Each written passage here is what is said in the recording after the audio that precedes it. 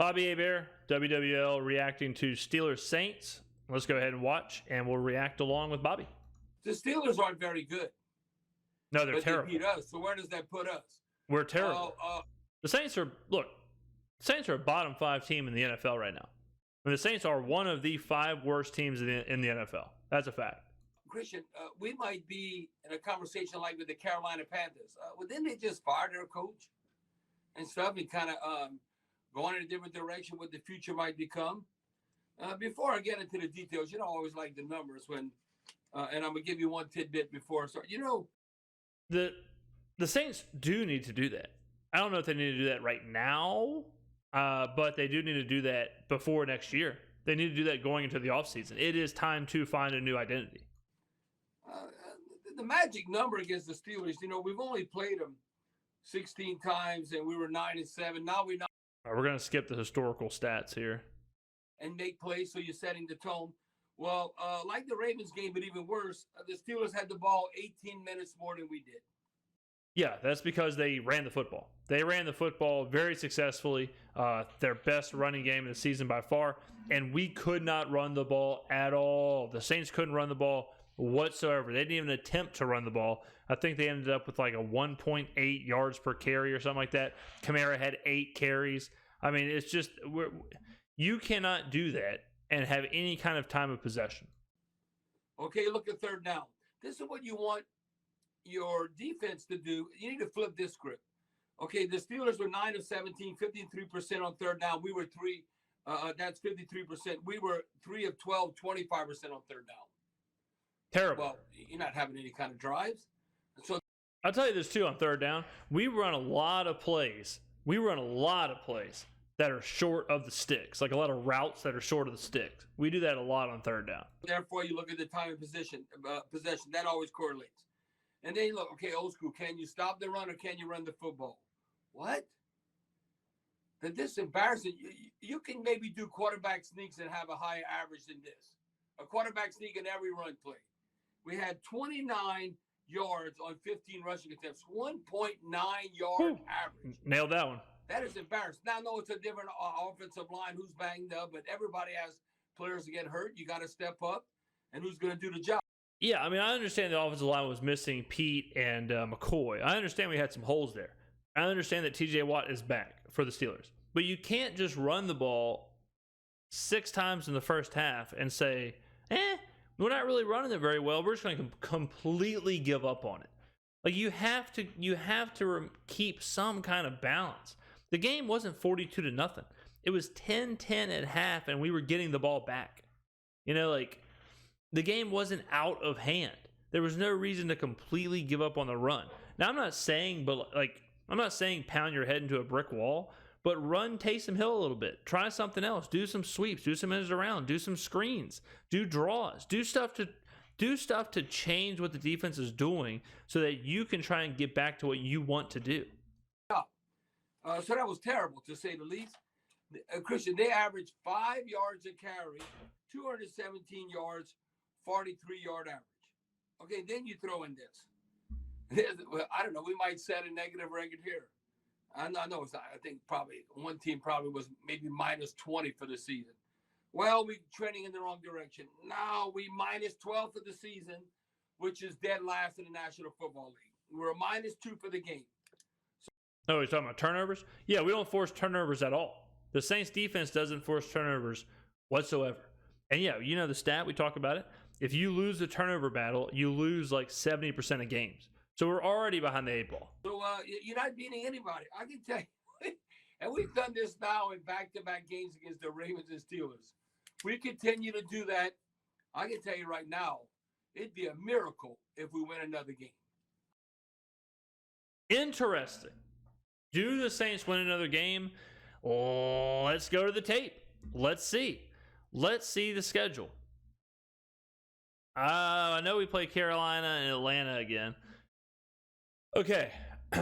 The Rams. This is going to be probably without Matthew Stafford and for sure without Cooper Kupp. So we could win this game. We could beat the Rams. Frisco lost. At Tampa lost. Atlanta coin flip. At Cleveland, Deshaun Watson will be back. we should lose that game. At Philly, that'll be an absolute just Mel Gibson passion, like a crucifixion scene type situation. And then Carolina can win that game. So coin flip games: Carolina, Atlanta, Los Angeles. That's it. So at the max, if we won all those, we'd be 6-11. Yeah, 6-11. Best case scenario is 6-11. Worst case scenario, you drop every one of them and you lose out. The Carolina game, it's in New Orleans. We should win that game. So I'll say, the Atlanta game is in New Orleans. So, the home field isn't what it used to be. But I will say we take care of business against the Rams, a Cooper Kupp-less, Matt Stafford-less Rams at home. I'll say we take care of that one. I'm going to say 6-11. I will say 6-11. I'll be confident. I'm not talking about like playoffs. What? I'm about to win a game. We continue to do that. You sound just like your former coach. Yeah, Coach Mark. Like, what are you talking about? We're just trying to win a game. Yes, and right now I would say no. I can tell you right now, the Rams might be struggling, but I'm not picking the Saints to beat the Rams. Look at our. If the Rams were healthy, they would smoke the Saints right now. But Sam Wofford and no receivers, I think on the road, I think we can do it. Offensive line. How are we going to block Aaron Donald? We just going to hold him every play? How about we just tackle him? And maybe the refs don't call a penalty every play. Because we had 10 penalties, 74 yards. Remember, I always tell you, 9 penalties or more, or 100 yards, that's like giving up a touchdown.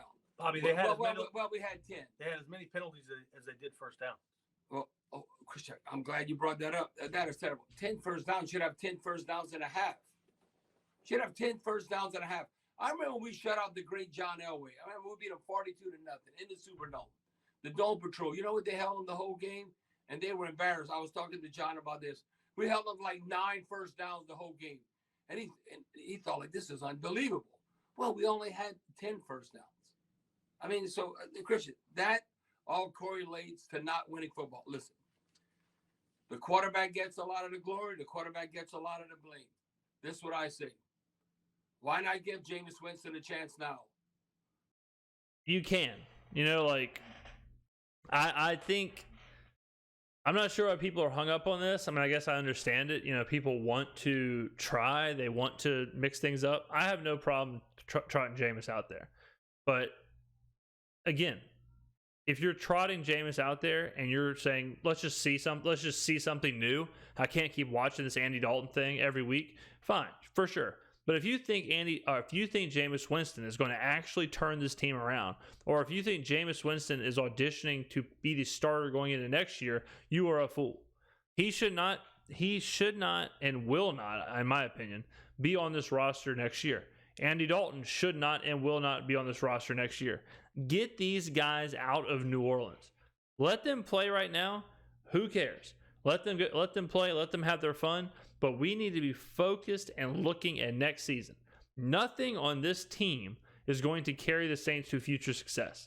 At least not in the quarterback room, and certainly not in the head coach's office. Okay, Jameis Winston, going forward, you want to get paid and you want to show that you're the guy? What if you come in there and all of a sudden the team starts winning? Boy, that's when you got to accept the challenge. Not when things are going good. When things are rough right now, go in there and do something, and then you'll be rewarded. Andy Dalton wouldn't have a problem with that. He knows it's all about winning games and we're not winning right now. And it might be a spark. Both of them have got a fair shot. Jameis got a fair shot earlier on. He got hurt. Unfortunate. Andy came in. The offense had a spark. The offense looked good. He got his shot. It's completely fallen off a cliff now. So Jameis will get the start now. I think that's totally fair to both players. They both have got a good deal out of this. Might be something different. Now, I could say another spark, but how they ebb and flow the game. Taysom had 4 touches. He gained 1 yard. 4 touches, 1 yard. It was embarrassing. Now, again, who's on the offensive line? Like, Kamara had for sure. Like, well, let him keep going. 11 touches, 45 yards. The way it is up to the coach. It is up to the game plan. It's up to the scheme to get your best players in a position to where they can succeed. If Taysom, if he's running 4 carries, pounding the QB power and he's getting 1 yard, it's time to mix something up. If Kamara's running the ball up the middle, if they're keying in on this, if they're sending extra pressure, it's time to mix stuff up. Throw screens to Kamara. Throw screens to Taysom. Get Taysom on an end around. Get Taysom playing quarterback. Let Taysom throw it around a little bit and then try and run him.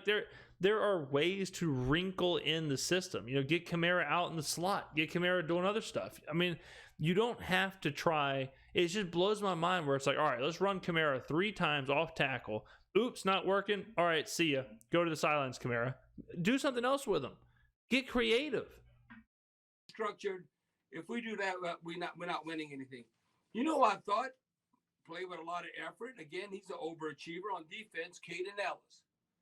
Caden Ellis was good. Had a big sack towards the end of the game. Ellis was fine. Ellis was playing in place of Werner. He was good. Ellis again had 7 total tackles. He had a sack. Quarterback hurry, tackle velocity, also forced a fumble. How can David Onyemata not get that fumble? What, he's going to jump over the ball? How about just, I don't know, his momentum? How about you fall on the ball? I don't know, ball not bouncing right. He just looks at Christian. Boy, Vegas man knows something that I don't know. You look, boy, we were all poo-pooing. Wasn't they right on about the LSU Fighting Tigers in Arkansas? What? LSU just beat Alabama. How can it only be a 3-point? All right, we're moving on to LSU. I mean, well, let's see if he goes into LSU here. We're on the win total. What they had it at 7.5. I don't see a light at the end of the tunnel. And I look at it, we don't have no future quarterbacks. It's not like we got all this money invested in Andy Dalton or James Winston. It's not like Russell Wilson or Kyler Murray, with the Cardinals, Russell Wilson with the Broncos. That's a great point. I think I tweeted about this. I would rather be where the Saints are than where the Cardinals or the Broncos are, because, like Bobby just said, we're just treading water with a bunch of losers with Andy and Jameis. We're not $250 million in with Russell Wilson. We're not $150 million into Kyler Murray. We have hope. We have options of cutting bait with those guys, trading, drafting, free agents, whatever. Denver is hard stuck. Arizona is hard stuck. You don't want to be in a situation like that. So I am, like Hebert just said, I am very happy that we have just kind of a scrub coach, a scrub quarterback situation. We're going to get rid of him and we can restart. I would rather that than being, $120 million into Jared Goff or something. They have to work out. We don't know who's going to be the future quarterback. I'm like, okay, James, you healthy? I think he's healthy. I don't know. Okay, you go in there and see if you can do something. And if he don't do anything, Andy Dalton, you get back in there. You know what? It's not working out, Taysom. I know you're not the most accurate passer, Taysom. We giving you a chance at quarterback. We got to get some kind of production. I'd rotate him. I really would. I would rotate Dalton, Winston, and Hill. I'd rotate. I might do it every quarter. I might start Jameis in the first quarter, Taysom in the second quarter, Dalton in the third quarter, Hebert in the fourth quarter, and then do it all the next game. Just rotate it. Get wacky. But right now, we're not getting it done in any area. Christian, I think you had it right, and I told you, we can't give it to the guys behind the scene, like the sideline report and all that, the game ball. Well, what do we call it? It's not the game ball. Saints Radio Network MVP. Yeah, MVP. No, we can't just keep giving it to guys behind the scenes. I'm giving it to Blake Gillikin. Yeah. Because Blake Gillikin. Oh, the punter. Man, when he had a punt where he coffin cornered it. Beautiful roll. Ball bounced like the one. He was pumped when that happened. So, yeah, I like him for sure. He stepped up. He had a 52-yard average punting, and he punted 5 balls. He had a long punt of 62 yards and 2 inside the 20. So, then if all of a sudden you're really reaching and you're giving the yeah, if you're giving the MVP of the game to the punter and a loss, that's tough. MVP to the punter. So that's where we at right now. Never good, even if you give the MVP to the punter. Look how many times you punted today. 1, 2, 3. 4, 5. Yeah. 5 times, but see, he was consistent. But he averaged us 52 yards, 62 long, and all. So that's why we need to give. I know you said that. I'm just distracted by this Vikings Bills. Yeah, the Bills. Because that's a real game that we're interested in because we love football. Yeah. Watching the Bills Vikings after the Saints game was a godsend. I mean, it's bad right now. I mean, it's just boring. It's not what you want to watch. There's no life to it, and it's I think every team kind of has the emotions and feelings of the city. In New Orleans, the Saints has the feeling of New Orleans, and when the Saints are good, it's because they play with that moxie or that like there's something in there. You can tell it in the crowd. Right now, they're the opposite of New Orleans. They have no life. They have no soul. They have nothing at all. And I think the fans are starting to really resent the team. They're starting to resent Dennis Allen. They're starting to resent Andy Dalton and Jameis Winston. They're starting to resent Mickey Loomis for making them sit through this. The Saints front office has to know that they are in a terrible situation, and it's time. It's go time. It is time to make something happen. You have to now make something happen and get this fan base back on the team side.